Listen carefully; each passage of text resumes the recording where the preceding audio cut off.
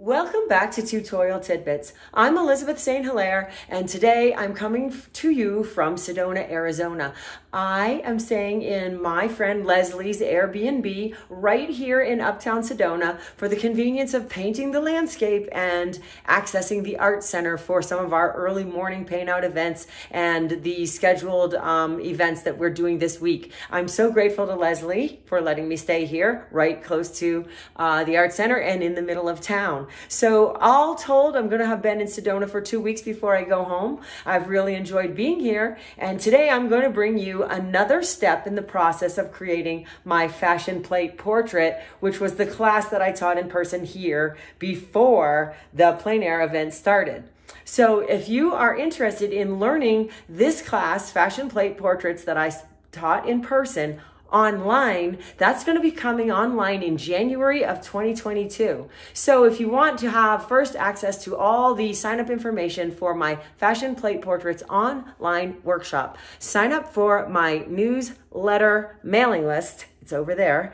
That is going to put you in the know, and you will get the link to register and all the information on the workshop sometime in late December for an early January registration. So thank you for being here. And if you've got a few minutes, let's go check out some fun stamp carving and how I'm going to apply that to my fashion plate portrait. So today I wanted to share with you a stamp that I carved myself that is one of the tropical flowers that I came across when I was in botanical gardens in Hawaii with my sister. I can't remember what it's called. It's some kind of, I'm not even going to guess, but it is the flower that also appears here. I'm still working on my fashion plate portrait, and it's the flower that appears here in her headpiece, and I carved it on a flexible carving material, which really makes it easy to carve curves and corners, and it's a squishy carving material, so it gets good contact with the paper when you make a print. The whole in-depth instructional tutorial video on how to carve your own stamps, how to do a sketch, transfer it to the surface, use the carving tools, and carve it and all the materials is a lesson from my Patreon page. So I've got the stamp, and I've got all my gel plate materials are cleaned up, and so I'm sort of doing finishing touches on this piece right now. And most times I suggest that you use your gel plate to ink up stamps, but at this juncture of this piece, I'm doing finishing touches with Posca pens, Stabilo woodies, and potentially adding some stamping. And since I've got everything cleaned up, I'm going to be using two Archival Ink Pads by Ranger. Now, these ink pads are acid-free, permanent, and waterproof. So they're permanent and fade-proof and archival. So that means they're just as good as using acrylic paint. And this is good for when you're cleaned up and you don't want to get the paint out again. Now, these I got from joggles.com, and the link is going to be below. They come in tons of fantastically fun colors. This one is aquamarine and this one is violet. So the easiest way to ink up a stamp is actually to take the stamp pad itself and stamp it onto the stamp. That's a lot easier than trying to line the stamp up with the stamp pad. So I just use this as a dabbing tool and make sure that I have full coverage on the stamp itself. And then I'm going to flip the stamp over and press it into this vintage sheet music. And because the stamp is a slightly squishy material, you can press it with your fingers and get really good contact.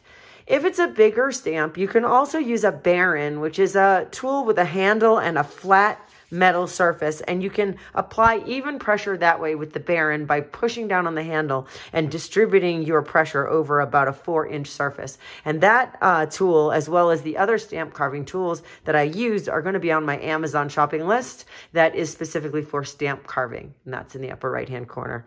So I'm pressing this down to get a really good contact and a nice dark impression on my sheet music, and that's why my aquamarine stamp and the next stamp pad and the next pad that I'm going to use the color is the violet. And the violet is a lot darker, but I'm hoping to alternate these in the lay around her neck, light and dark, and overlap, and maybe even consider stamping them in black as well. But I think black might be a little heavy for her.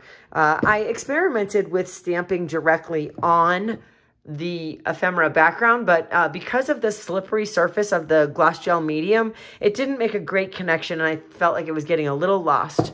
So because I've never done this before, I decided, well, why don't I do it on separate paper and then put that into the mix? So let's see how that looks. I think it's going to be a little bit more successful than trying to stamp on this slippery surface. So here's the violet one.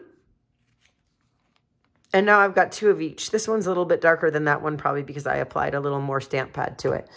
So those are the archival stamp pads from joggles.com. And like I said, they come in lots of fun colors, in addition to regular colors like black. So now the key is to tear these out carefully. And I'm tearing them because I've torn everything else in this portrait, and I certainly don't want to start using scissors now. I'm going for the organic edge. So let me bring this over here, and it's the lei that I'm thinking about putting these into, and I'm going to just tear them into a small piece and then go down to the detail. I never try to tear all the detail out of a big full sheet of music because I need to really get my thumbs close together and work around this. You could also stamp these onto gel printed paper and tear them out and make some great colors in the insides of the flowers. That would be fun and colorful. But in this piece, I have all my color in the top part of her headdress. So I wanted to keep the lei down here a little bit of a less competition to the color that's up at top. The nice thing about this process right here is that I can tear them out and lay them down and see what I think and overlap them and decide how many I want before I commit to gluing them down.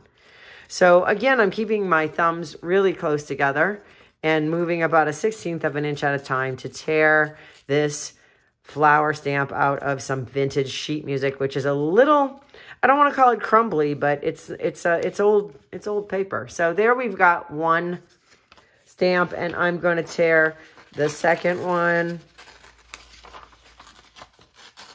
in the purple, and I would probably alternate these.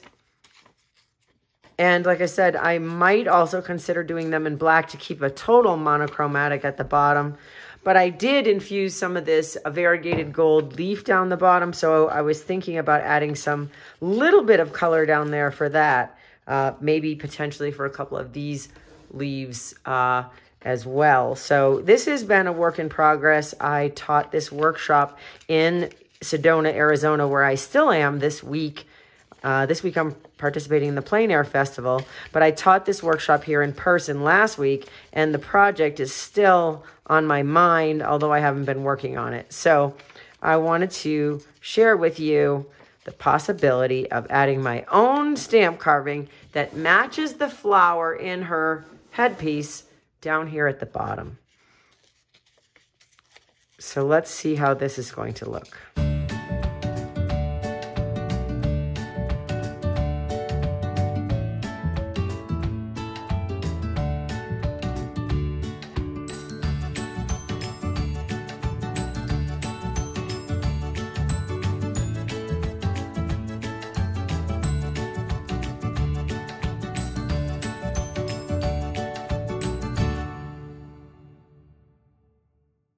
So now I have my flowers, and I've done them all on the same paper. You could potentially go through and do them on some light and dark, some sort of white and cream papers like I did the background. So I may consider stamping some of these on a different paper. Like I said, I'm sort of playing around with this as I go along, and I don't really know what to expect. And that's one of the great things about playing in art. Sometimes you just have to play without a plan. That's how you learn how to do new things, and that's how you come up with new ideas and concepts, rather than doing the same thing that you've always done all the time. So today I'm playing with these stamps and determining how I want to approach them in this piece. So maybe it would be interesting to stamp them on another color, not colorful, but maybe a white and a different paper rather than every single one of them on sheet music. But that remains to be seen. So the nice thing about tearing them out is that I can tuck them under and over each other and change the angles and kind of tweak them before I commit to them. Unlike the stamping directly on their method, whereas once they're down, they're staying down. The other thought is that I could carve a second stamp of this flower and make one that is slightly smaller or different, sort of the way that these three are different in the headpiece. So that's another idea would be to do two different sizes or two different flowers all together. So that is probably something that I'll pursue in the future, because I really do kind of like this effect, because I'm getting this wonderful lay here, and alternating every other one may not be the way to go. That's kind of uniform. So perhaps we cluster 2 or 3 purple together and then do 1 blue, and then do 2 or 3 more purple, and then do 1 blue. That's a little more random than alternating every other one. And then gluing those down, I can choose to let them overlap into her chin or come down like this. And since this is, I had left an open area here for the lay, I could paint that back in black so that these lay just over black and I don't end up, then I can slide them and move them around so that I don't end up with the white space behind them. Okay, so I took a leap of faith and painted this all in with black gesso. Now, if you're not familiar with black gesso or colored gesso, the answer to your question as to can I not make black gesso or colored gesso by adding black or color to white gesso, the answer is no. No, no, no, you cannot. The amount of black pigment or colored pigment you would have to add to white to overcome the white and make it go beyond pastel into a dark, rich color would be so much pigment that it would be more expensive. You would be costing yourself more money than just buying the colored gesso product. So no, you can't make it yourself. All you'll get is pastel. So I've applied gold and black gesso over the lay that I originally left open, and that's going to give me more flexibility to sort of arrange these flowers how I want, and they'll be offset by this nice solid black, which looks really great with this girl and the color to have this big solid black at the bottom. So I went ahead and stamped some of these on some different colored paper. This is actually the back pages of an atlas, and this is a combination of the 2 stamp ink pads, the 2 colors, and one that is straight aquamarine. Okay, so I'm going to cluster them around and start with over here where the lay originally started, and then kind of angle and tuck under. I could even tear these to tuck so the petals come in between as they would in a lay. So I could even do a little bit of this, which is kind of cool, letting them sort of tuck behind in layers. So with that in mind, we could do another one here.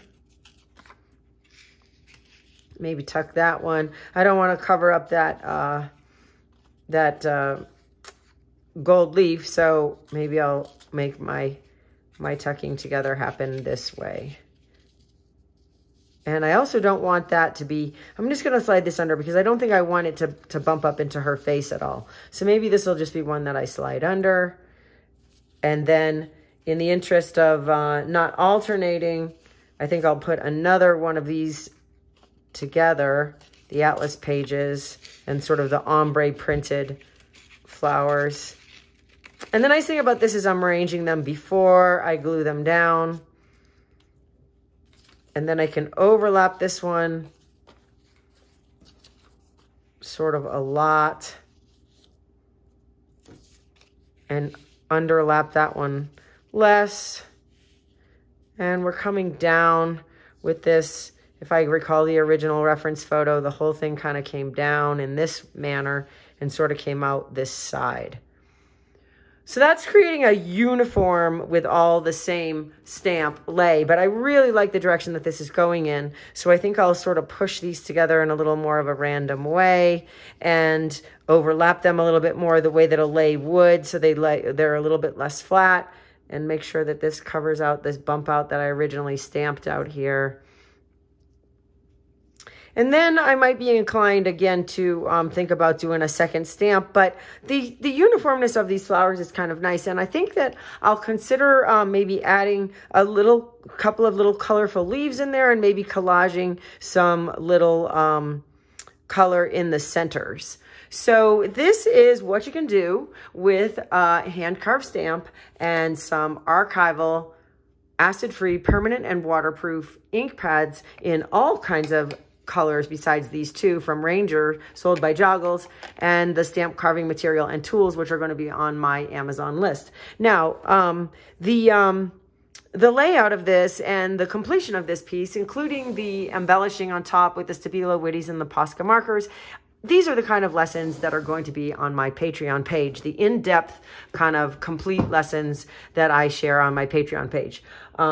If you are wanting to support me on this YouTube channel, please pop over to Patreon, because that is the best place to support me and help me to continue to do these free videos by supporting me on Patreon. If you're already over there on Patreon supporting me, appreciating in-depth tutorials every single week, I appreciate you so much. Thank you. Thank you. It means the world to me, because it's really what helps me to continue to make the YouTube videos and to be a full-time artist. So thank you very much for considering and for being a Patreon sponsor.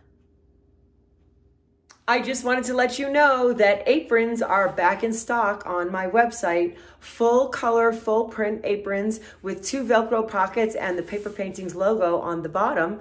I have the peacock that I'm wearing here, and I also have the Dalmatian dog and a couple of fashion plate portraits aprons left. So I have some fun merchandise.